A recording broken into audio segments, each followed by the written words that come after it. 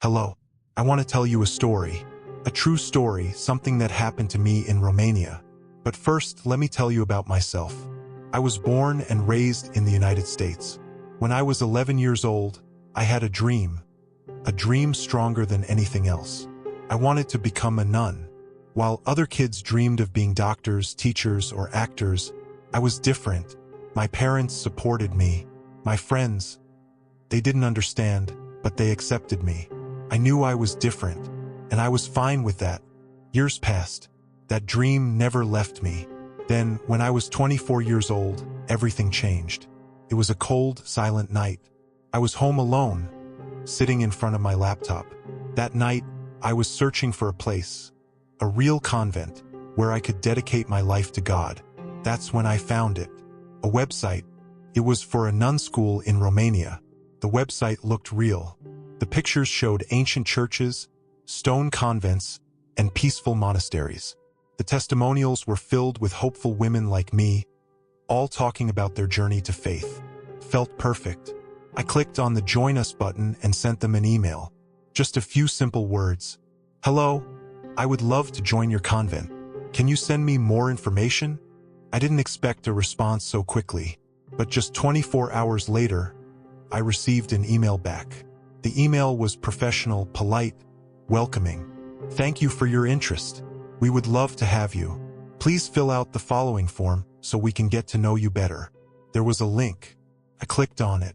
Took me to a form asking for the usual details. Heavy check mark my name. Heavy check mark my age. Heavy check mark my reason for wanting to join. It all seemed normal. But then, I saw something that made me pause. Heavy check mark, what medications do you take? Heavy check mark, what is your blood type? Heavy check mark, do you have any medical conditions? That was odd. I hesitated for a moment, but I told myself, maybe they just want to make sure I'm healthy, so I filled it in. Heavy check mark, I take a few medications but nothing serious. Heavy check mark, my blood type is A. Heavy check mark, I have diabetes. I hit submit. Then, another question popped up. Heavy check mark, what is your mother's name? I frowned. Why would they need that? But again, I told myself, it's probably just for record keeping, so I typed it in. Then the last request appeared. Heavy check mark, please upload a photo of your passport and ID. That felt strange. I hesitated. But everything else had seemed so legitimate, the website, the testimonials, the emails. So, against my better judgment, I sent them everything. The next morning, another email arrived. Congratulations, sister. You have been accepted. My heart raced. This is really happening, I thought. The email continued. We are happy to welcome you. We will take care of everything. Your food, your stay, your studies, and even your plane ticket. That made me pause. I had never heard of a convent covering travel costs. Maybe it's because they're a charity? I thought. I kept reading. Your flight to Romania has been booked. You will arrive in 1 week. And then, the last sentence. We look forward to meeting you, sister. We have already prepared everything for you. I froze. They already booked my flight? But I never gave them my home address. I never told them where I lived. So how did they know? I should have questioned it. I should have been afraid. But I wasn't. I was excited. I packed my bags. And in 1 week, I was on my way to Romania. To a place that should not exist. To a nightmare I would never escape. Saying goodbye to my parents was harder than I thought. My mother hugged me for too long, her fingers pressing into my back as if she was trying to hold me in place. My father's smile didn't quite reach his eyes. They were proud of me, but they were worried. I told them not to be. I told them this was what I wanted. I told them I'd be safe. The airport was crowded but uneventful. I checked in, boarded my flight, and took my seat. The flight was long. Hours passed as I watched the clouds below, my mind drifting between excitement and exhaustion. At some point, I fell asleep, and then the plane landed in Romania. Everything at immigration went smoothly. No questions, no extra checks. I took my bag and walked through the airport doors. And that's when I saw her. A nun was waiting for me at the exit. But something about her was off. She was tall, thin, dressed in a traditional black habit. But her face was strangely pale, and her eyes, they didn't look like they belonged to someone alive. The moment our eyes met, my chest tightened. She walked toward me slowly, her movements unnaturally smooth, as if her feet weren't touching the ground. When she reached me, she smiled, but it wasn't warm. It wasn't human. "Welcome to Romania," she said in a thick accent. Her voice was soft, almost too soft. "I am Sister Linda. You are safe now." The way she said it, like it was a reassurance rather than a statement, sent a shiver down my spine. I wanted to ask something, but my throat was dry. I followed her to the car waiting outside. The moment I stepped in, I felt something shift, as if the air had changed, as if I had crossed a threshold into something I couldn't escape from. The ride was long. The road stretched endlessly, winding through dark forests, deserted villages, and empty fields. At some point, I asked, "How many students are there?" Sister Linda hesitated. Then, she answered, 80. Her voice was flat, rehearsed, like she wasn't sure if that was the right answer. I looked out the window. Everything outside felt wrong. The deeper we drove, the more the landscape seemed to decay. The trees looked burned. The houses we passed were abandoned, their windows gaping like open mouths. And the road, it never seemed to end. After 2 hours, we arrived. The school was massive, a towering stone building surrounded by high walls. But something was wrong. The crosses on the walls were chipped and broken. The air was heavy. The sky was darker than it should have been. Some of the students and nuns came out to welcome me.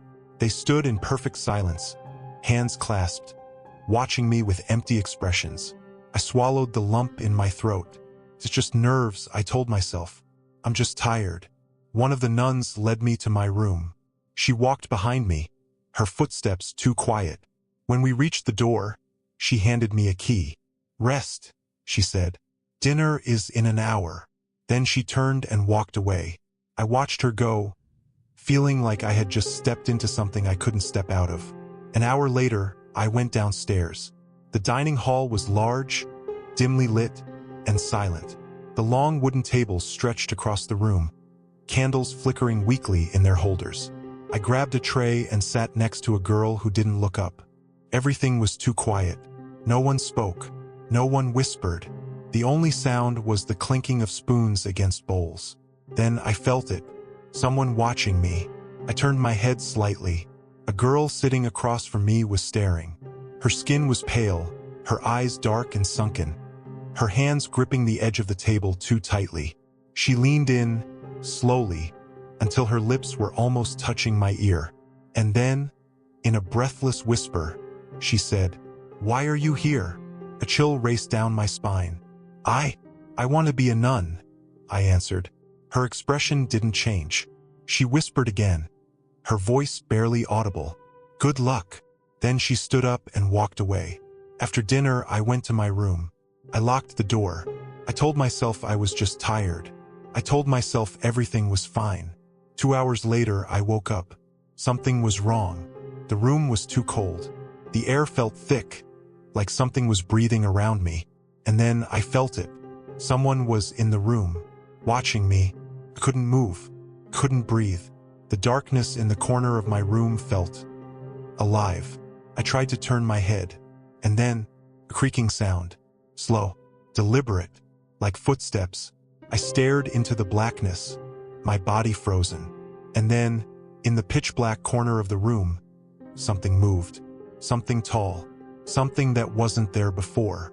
I opened my mouth to scream, but before I could, everything went black. When I woke up, my head was pounding. It felt like someone had crushed my skull in my sleep. My body was freezing, my skin damp with cold sweat. My thoughts were clouded, heavy, sick. Something was wrong. I sat up in bed, shivering. The air in the room felt thick, suffocating. A deep, nauseating sense of dread sat in my chest, though I couldn't explain why. I shook it off, telling myself I was just tired.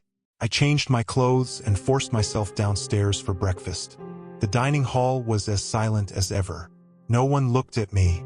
No one said, "Good morning." The room felt empty, but I counted the same number of people as yesterday. I sat down and began to eat. The food was bland, tasteless, but something about it felt off. Like I wasn't eating alone, like something was watching me chew. I swallowed hard, refusing to look around. And then, I felt it. A whisper. Not words, just a breath against my ear. My spoon fell from my fingers. I spun around. No one was there. But the girl from last night, the one who had whispered, "Good luck," was watching me from across the table. Her expression was blank. But her eyes were filled with terror. After breakfast, classes began. 6 hours. 6 hours of silence. 6 hours of feeling like something was behind me. Every few minutes I would turn my head, and every single time there was nothing. But I knew. I felt it. Something was watching me. Something was listening. Something was waiting.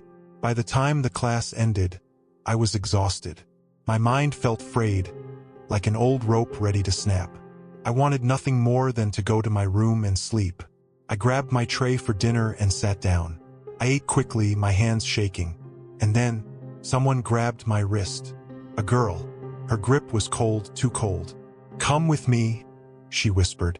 Her voice was urgent, desperate. I can't. I'm tired," I muttered. "Can we talk tomorrow?" Her fingers tightened. "No, now, before it's too late."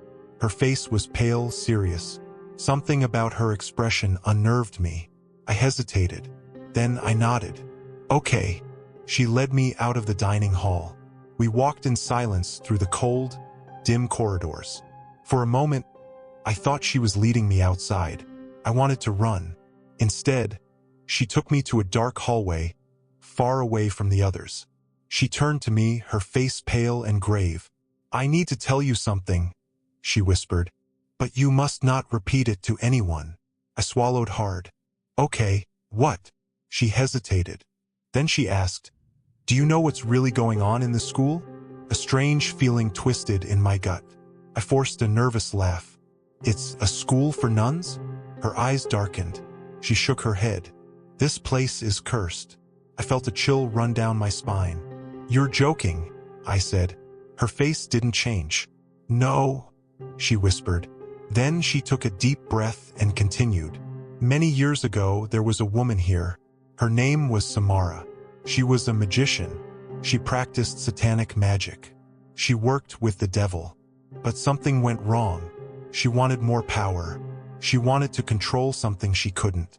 And one night, she killed herself. Right here, in this school." My blood turned to ice. I wanted to laugh it off, to call her crazy, but I couldn't, because something deep inside me already knew she was telling the truth. "You need to leave," she said, "before it's too late." I swallowed hard. I don't know what to say." "Say nothing," she whispered.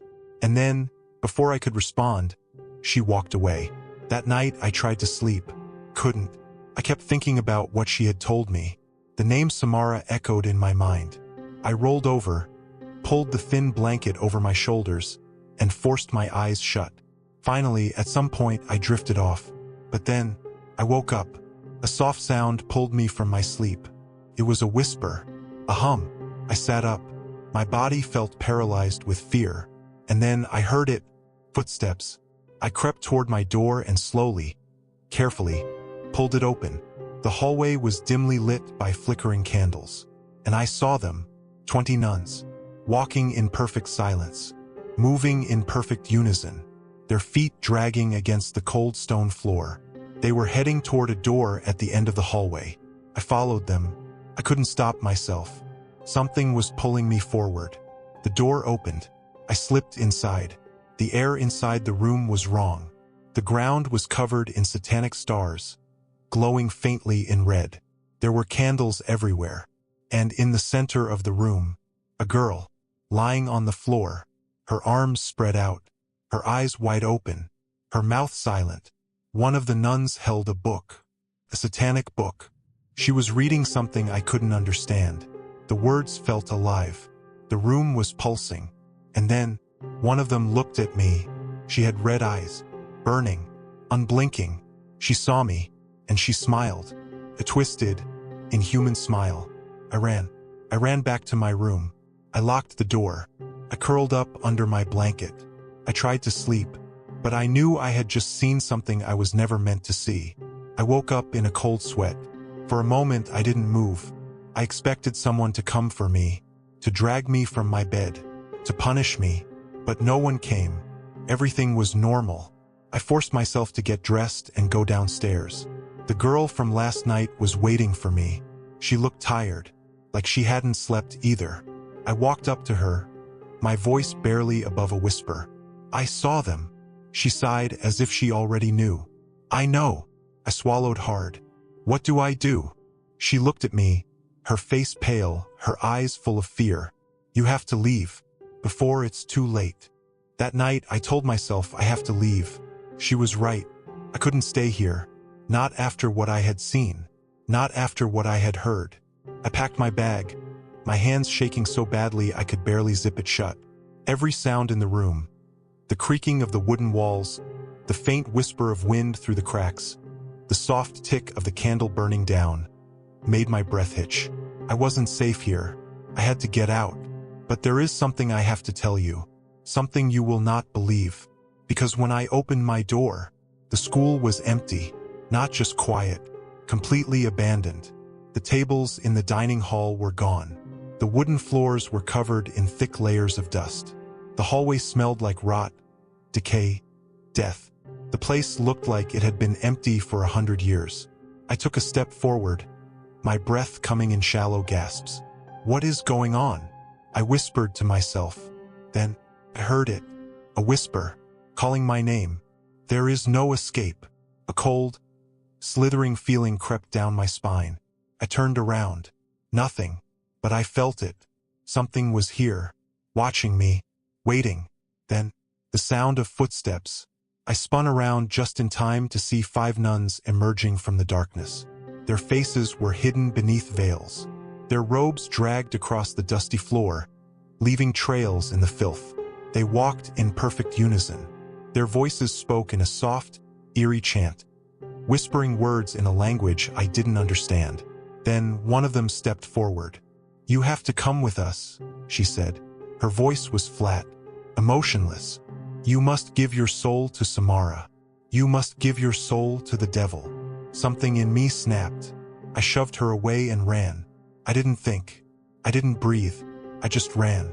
The halls were endless. Every corridor looked the same. Every door was locked. My heartbeat pounded in my ears. I could still hear them, their whispers crawling along the walls. There is no escape. You are already ours.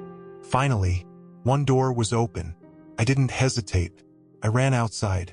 The cold night air hit my skin like ice. I gasped, stumbling forward, my legs burning. I was outside, but I wasn't safe, because the whispers followed me. You will not escape. I kept running. I didn't look back. I ran through the forest, branches slashing at my skin. The trees felt like they were closing in. Something was behind me. I could feel it.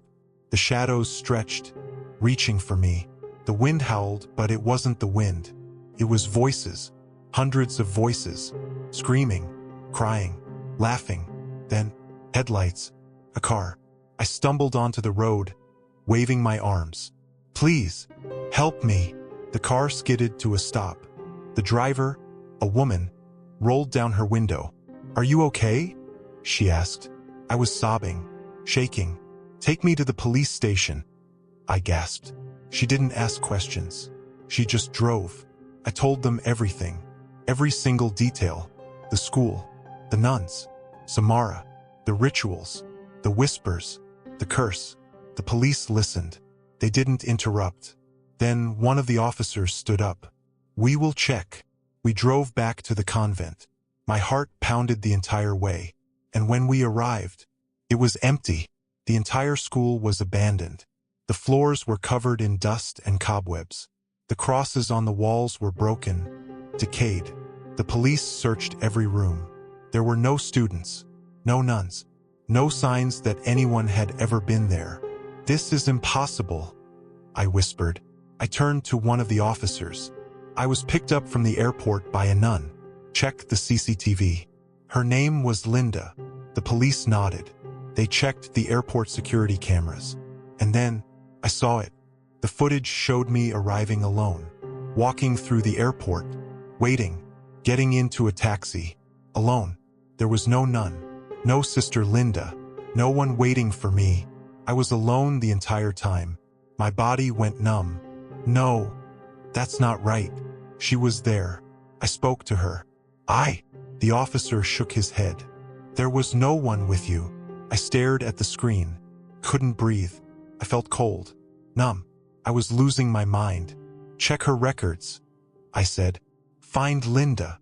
The officer hesitated, then typed something into his computer. A few seconds later, he looked up, and his face was pale. Linda, he murmured. I leaned forward. What? He turned the screen toward me, and I saw it. Linda had died years ago. She had been a real nun, but she had been dead for over 50 years. I couldn't move. I couldn't speak. Couldn't breathe. The police helped me book a flight back home. They told me to forget everything, to move on, to never speak of this again. I made it back to the United States. I changed my name. I changed my email. I changed everything. But it didn't matter, because they still know where I am. Even now, at night, I still hear the whispers. When I close my eyes, I see her, Samara, standing in the corner of my room, watching me, and every few months, I get an email, a message from the convent. It only says one thing: you will not escape. And I know, this is not over. Not yet, maybe not ever.